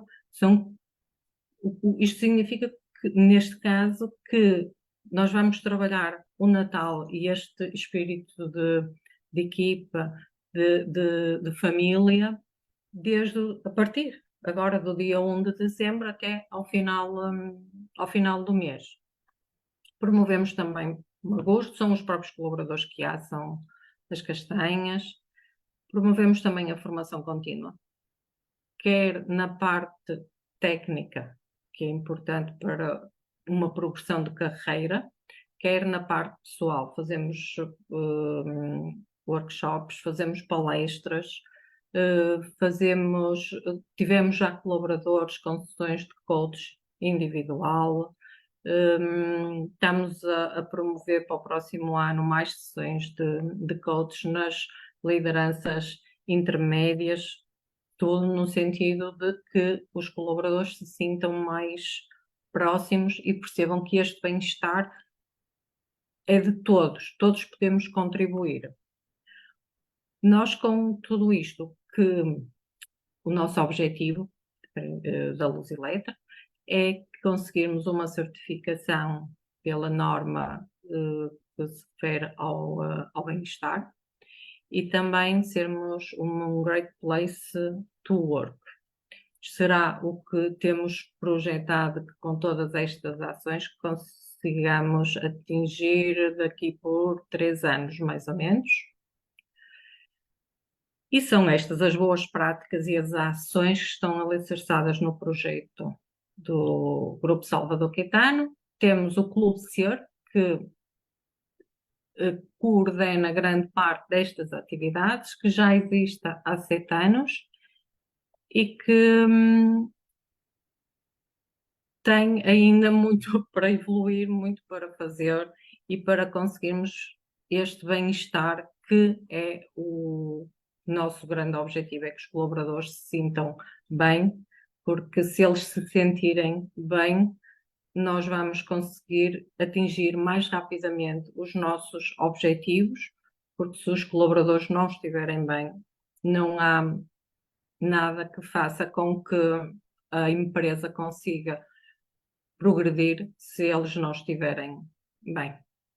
É isto, obrigada. Obrigado. Espero que tenha sido interessante e que tenham percebido um bocadinho do que se na luta Interessante, no Grupo Salvador entusiasmante, Caetano. interessante, entusiasmante e com vontade de participar. E agora Obrigada. no doce de Natal. Não sei se eventualmente precisarem do júri externo, não é Nós que contratamos. não é por nada, mas se for, terei. Não. Muito obrigado, Paula, Obrigada. pela tua Obrigada eu. partilha. Pela tua partilha. Então agora pedia a todos os colegas que se juntassem a nós, exatamente, muito bem, e agora vamos ter aqui uma conversa. Ora, eu vou-me juntar também a imagem. Aqui estamos para podermos ter aqui uma conversa, e quero agradecer a todas a forma como partilharam o vosso entusiasmo, cada uma nas suas áreas, mas que nos levou, e a quem nos escuta nesta altura, e também um desafio é continuarmos a partilhar este trabalho. Eu começava por pedir à Mónica se eventualmente houve alguma questão específica para alguma das nossas convidadas. Sei que há aí uma muito específica para a Ruth, já há pouco a tinhas colocado, mas vamos a isso, Sim, Mónica. sim, efetivamente, portanto, temos uma para a Ruth e uma para a Paula. Portanto, a Ruth já tem conhecimento da dela, não sei se Qual avançamos é a com minha a Ruth a opinião? responder. Portanto, a da Ruth era se pode dar a opinião acerca da prata coloidal. Com certeza que sim. Porém, também é importante saber qual é o uso que se quer dar à prata coloidal. A prata é um mineral, como todos sabemos, e normalmente é utilizada em medicina para tratamento de feridas, para, por exemplo, escaras de cúbito, que são aquelas feridas das pessoas que estão muito tempo acamadas ou muito tempo paradas. A prata coloidal pode ser utilizada também para tratar outros tipos de patologias da pele e existe quem a recomende também por via oral. Embora porque isto que eu vos estou a dizer para a pele, obviamente é topicamente. Existem compressas com prata coloidal, existem sprays com prata coloidal.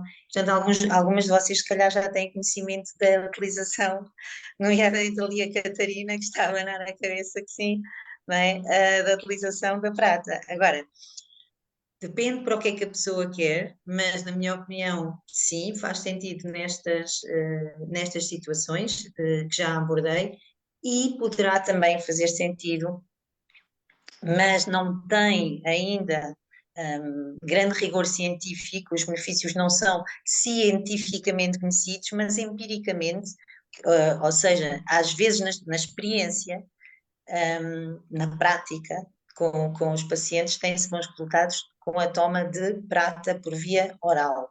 Porém, como eu vos disse, isto não está justificado cientificamente, porque também não interessa muito, não é muito, não dá muito dinheiro investigar esses benefícios da prática, se me faço entender, e não há muita pesquisa sobre ela.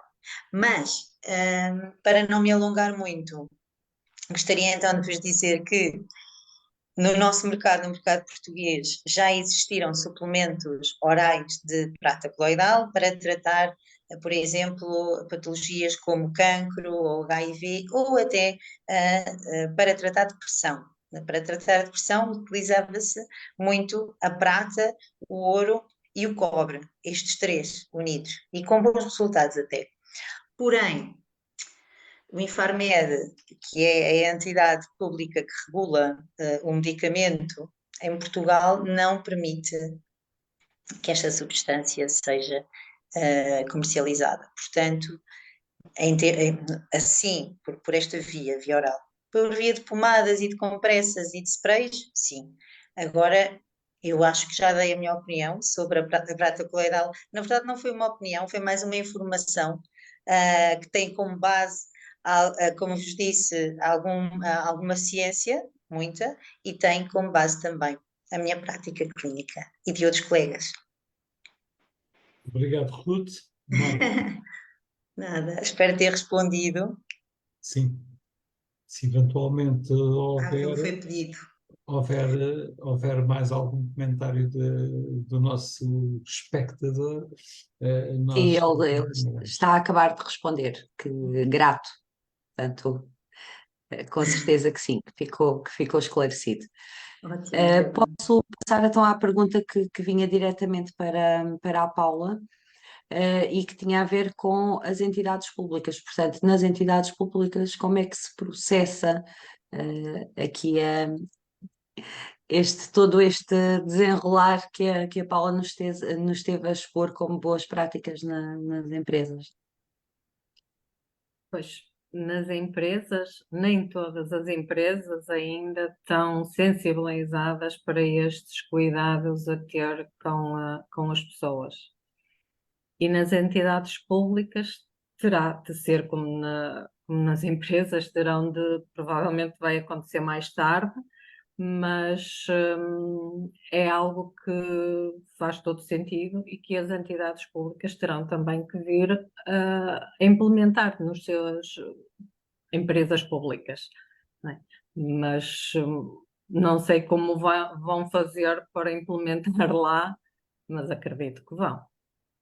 Nós, nas entidades privadas, nesta que eu estou mais especificamente, nós temos pessoas dedicadas a estas atividades. Nós temos um investimento muito elevado nestas áreas. Só que entendemos isto como um investimento, não como um custo. E nem todas as empresas entendem isso, entendem que é um custo e que estão a dar aos colaboradores e que não é por aí.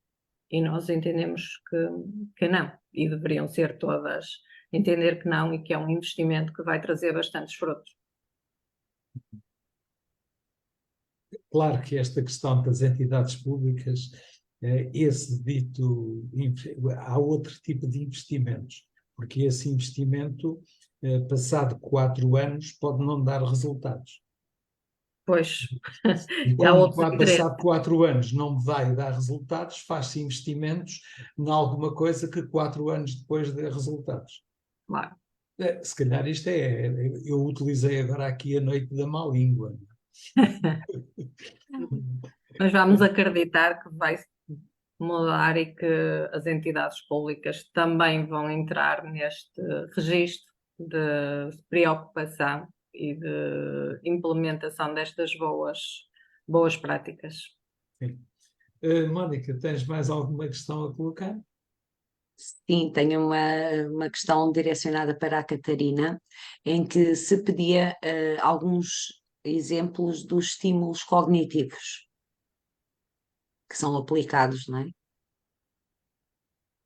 é? É assim, é difícil eu dar exemplos que sejam estimulantes para o geral das pessoas, porque cada pessoa tem a sua reserva cognitiva, como eu expliquei, e o que pode ser para mim um estímulo desafiante, para outra pessoa não. Portanto, aqui ter muita atenção a várias coisas. Uma é, se é uma pessoa muito habituada a falar, a trabalhar mais com linguagem, se calhar uma atividade de cálculo irá desenvolver mais essa área. Se for ao contrário, portanto, diversificar, não é? Os estímulos que estamos a receber diariamente.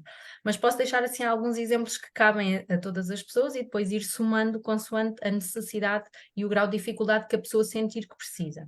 Mas uma atividade que eu recomendo sempre lá para casa é troquem o sítio dos pratos, troquem o sítio dos copos, que não estejam no automático quando estão a abrir uma gaveta. Isto é um estímulo fundamental, não é? Para nós sairmos do piloto, a nossa mente está noutro sítio e assim começa a estar ali. Então, afinal, já não é aqui o copo. Isto é um estímulo que já estamos a dar. Outro exemplo que eu costumo dar também, quando pedem assim exemplos no geral, é quando nos levantamos, pensarmos num nome, num objeto e num número.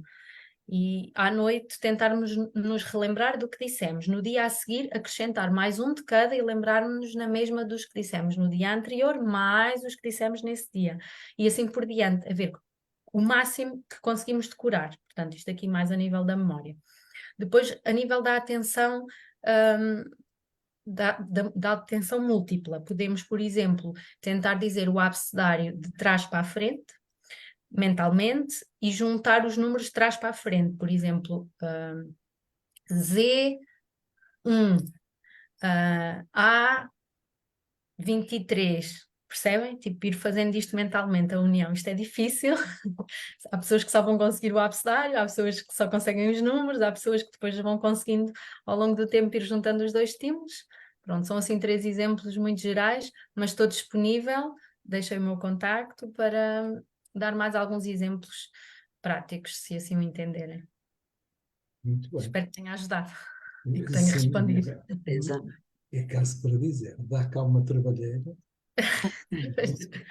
Mas se não não é? der trabalho, Não Mais dá alguma, resultados, não é? exatamente. tens mais alguma questão específica?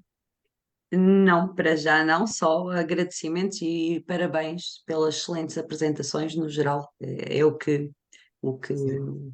temos por aqui. Ora bem, então agora cabe-nos também criarmos aqui um pouco da própria conversa e eu iria depois preparar só uma pequena mensagem cada uma de vós a deixar uma pequena mensagem, mas eu iria desafiar, por exemplo, a Jocelyn, não com a mensagem, mas eventualmente qual é o trabalho que, nesta altura, com o Enneagrama, qual é o produto que esse trabalho pode ter, quando eu souber o meu Enneatipo, se aquilo é importante. O que é que te parece? Obrigada pela questão. Então, qual é o trabalho? O trabalho é, de facto, de autoconhecimento, não é? De eu identificar, se eu estiver num trabalho de autoconhecimento, é de identificar qual é o meu eneatipo e por trás desse eneatipo está um conjunto de motivações e de crenças que nós vamos ter que desconstruir para, no fundo, podermos fazer aqui um caminho de transformação. Portanto, o objetivo é tomar consciência da nossa realidade e perceber que a todo momento podemos fazer um caminho diferente. Isso vai obrigar a um estudo da pessoa, do seu ambiente, da sua infância, para depois poder com ela trabalhar um processo de crescimento, portanto, de reconhecimento primeiro e depois de crescimento e até depois de um trabalho associado ao coaching, que pode ajudar a pessoa a desenvolver um determinado objetivo, um determinado projeto, ou tão só crescer enquanto pessoa e melhorar o seu estado de bem-estar. Portanto, passando a compreender as suas dinâmicas e as opções que tem a cada momento. É por aí. E obrigado por isso, se houver, se as pessoas sentirem algum desassossego nessa área, já vai-me ajudar. Sandra, eu fiquei aqui, e não sei se as colegas e eventualmente quem nos escuta, entusiasmado com as aquarianas fora da caixa. Sei que houve ali, há um arco-íris por aí. Queres partilhar um bocadinho só? Partilhar um bocadinho sobre as aquarianas fora da caixa. Exatamente. Sim, então Sim, sim. é assim, é um projeto desenvolvido por duas aquarianas que iniciaram o seu percurso profissional como psicólogas e que ao longo do percurso foram descobrindo outras abordagens e foram pondo na sua mochila pessoal, ou seja, é o nosso crescimento, nós enquanto pessoas de autoconhecimento e desenvolvimento pessoal, e que depois dá fruto a nível profissional também. E, e o arco-íris que está a falar, o Joaquim, é um workshop que nós criamos que se chama o arco-íris do autoconhecimento, onde nos baseamos no método laser do Pedro Vieira, que é um coach e o nosso, tanto da Susana como meu, a nível da programação neurolinguística, e eu também sou trainer do método laser. E fomos juntando todas essas abordagens, conciliando aqui as várias abordagens. Aí achei muito giro a apresentação da Catarina, porque eu comecei na psicologia muito agarrada à parte da neuropsicologia. E, hum, e ver essa transformação toda e chegar ao último curso que eu fiz, que foi na área da astrologia, hum, acho muito engraçado, porque tudo se liga. Porque efetivamente, quando nós fazemos essa ginástica mental de modificar aqui os pratos de sítio, é a mesma coisa de que depois quando falamos da desconstrução de algumas crenças. E temos que começar com coisas muito práticas para depois alargar nas outras áreas da nossa vida. E é isso que faz o arco-íris do autoconhecimento, porque baseia-se em 4 tipos de personalidades. hum, que são bastante diferentes e vamos do ser mais cético e agarrado à parte mais científica, não é? Ao ser mais espiritual. Pronto, e faz o nosso lindo arco-íris da humanidade. Muito bem, muito obrigado pelo arco-íris que partilhaste connosco, pelas cores, não é? Obrigada. Claro que é evidente que no meio destas questões todas ficaram aqui alguns desafios para que individualmente nós possamos, cada uma de vós, poder fazer aqui um workshop, uma masterclass durante meia hora, 45 minutos, a falar sobre os vossos temas. Não é? Porque sobre os vossos temas. Por isso vai ficar aqui, lanço-vos já aqui este desafio, eu sei pelas vossas caras que já aceitaram, isso, não tem isso, é só uma questão de nós fazermos a programação no próximo ano. Por isso para este ano já não é possível, não é? Eu não sei, mas no próximo ano podemos fazer uma programação nesse sentido, porque um pouco mais aprofundado, digamos assim. Eu fiquei aqui muito entusiasmado com a medicina integrativa, não é? Que eu julgo que quem está do outro lado também dessa forma, por isso, eventualmente, a estimulação cognitiva, a Catarina já nos deu aqui 2 dicas e que eu não sei como é que vou resolver, não é? Não sei como é que isto vai dar, mas eu vou experimentar algumas. Estava aqui já a pensar em dizer o meu número de telemóvel do fim para o princípio e não estou aqui um pouco baralhado, por isso não vale escrever, pois não? Não vale escrever. Pronto. Então fiquei. Então pedia-vos agora, pedia-vos que deixassem uma mensagem final a cada uma nas vossas áreas, uma mensagem final para esta noite e para quem nos está a escutar. Assim, quase que em rodapé. E agora fazia isto precisamente ao contrário, do fim para o princípio, aproveitando aqui a sugestão que a Catarina nos deixou. Paula, uma mensagem final para quem nos escuta em termos da saúde mental, se assim não for. O que eu quero deixar é que todos podemos fazer a diferença, que as empresas que são um elemento importante da sociedade para que a saúde de todas as pessoas que trabalham, quando falo em empresas, é todo o meio empresarial, quer seja público, privado, o que for, são um meio muito importante e que poderá fazer toda a diferença na saúde das pessoas. Efetivamente, as pessoas passam lá imenso tempo. E se as pessoas não estiverem bem, não vão estar bem também no trabalhar. E o trabalho deve ser visto como algo da nossa vida, não como algo de mau, algo que temos que fazer por obrigação. Não, o trabalho deve ser visto como algo, eu sinto-me bem, eu faço o que gosto. E é essa a minha mensagem, era que todos pudéssemos pensar assim e sentir isto. Eu vou trabalhar porque gosto, eu vou trabalhar porque me sinto bem na empresa. Eu vou trabalhar, não tenho que ir trabalhar. É isso. É isso. Obrigado pela partilha, Paula. Obrigada, Ela. Foi um Obrigado. prazer. Não é? É um gosto. E já estamos aqui num período de festas. Olha, boas festas. Obrigada. Entretanto, pela ordem, a Catarina. Isso, Joaquim.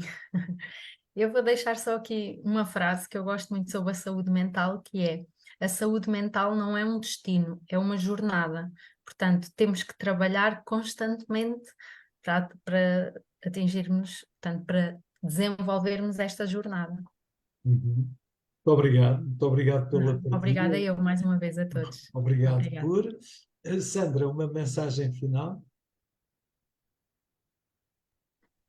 Então a mensagem que eu deixo é ousem e permitem-se cuidar da vossa saúde mental, Uhum. porque é preciso muita coragem para o fazer.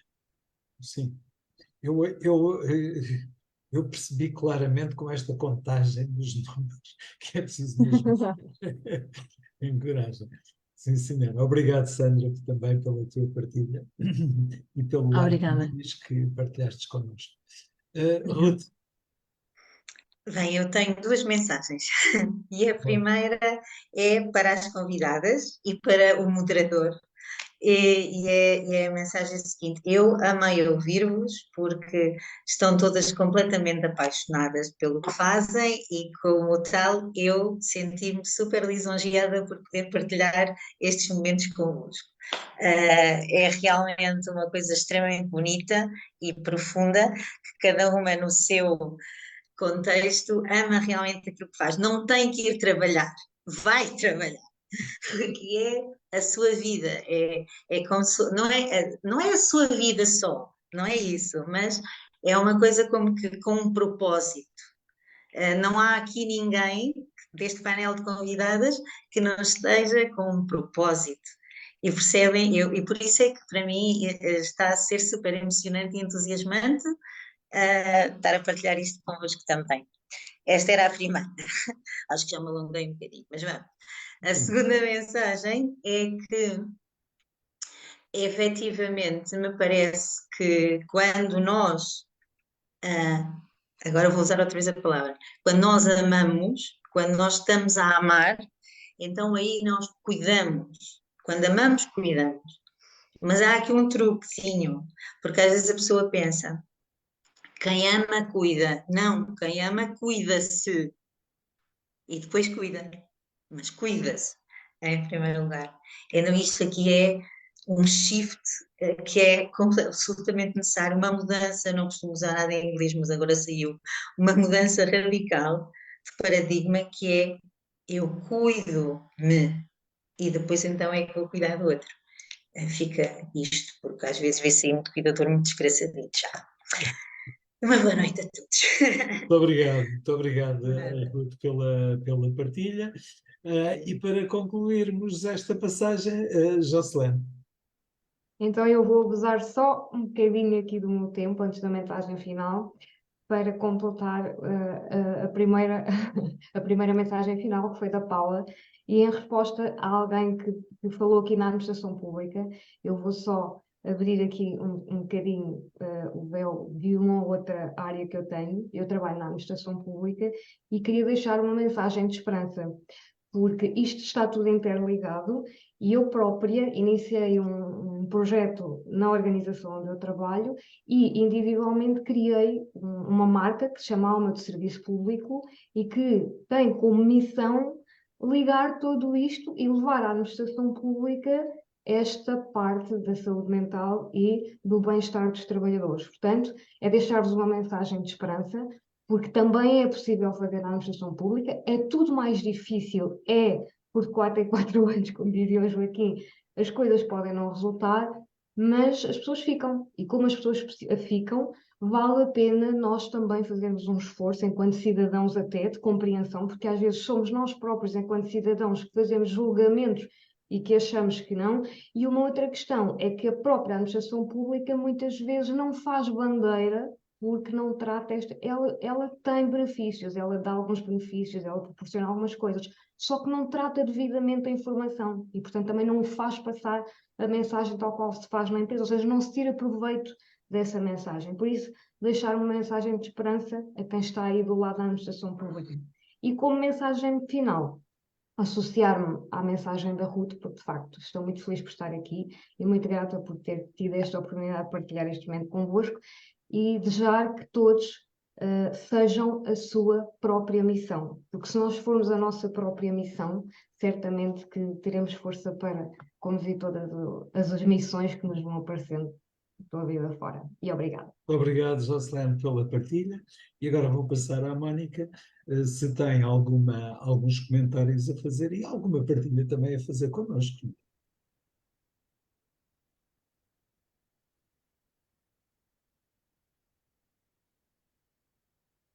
Temos aqui vários comentários de agradecimentos, obviamente, algumas sugestões para pensarmos num debate sobre saúde mental nas crianças, que acho que olha, pode ficar já o desafio de pensarmos neste ponto da saúde mental nas crianças em concreto,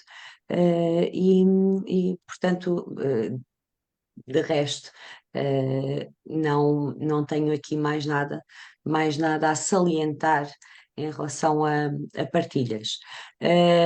Quando a Ruth há pouco falou do amar e do amar, lembrei-me de uma frase que gostava de partilhar, que penso que seja de Joel Robson, penso não estar enganada, e a Ruth realmente com o amar fez-me lembrar uma frase dele em que diria, e era essa a mensagem que eu gostava de deixar, que era ama-te o suficiente para teres um estilo de vida saudável e cuida principalmente da tua saúde mental.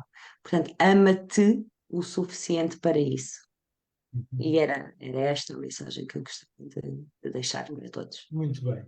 Muito obrigado, Mónica, também. Quero agradecer a todas pela vossa participação. Eu hoje senti-me um privilegiado, não é? Não é? Sou um privilegiado. Por isso, muito obrigado por estarem, por terem acedido a este desafio. Lancei-vos um desafio que é que vamos partilhando e vamos encontrar no próximo ano. Olha, e quero desejar a todas e a todos um excelente Natal, boas festas neste momento e que tenham e que cuidem-se, não é? Cuidem-se, não é? Amem-se, não é? Como é que, por isso, passamos muito por nós. Por isso, para todos que estiveram do outro lado também, uma boa noite, para vocês também uma boa noite, e que a Academia Portuguesa da Superação e do Desenvolvimento Humano esteja convosco. Uma boa noite a todos. Boa noite. Boa noite, obrigada. Boa noite.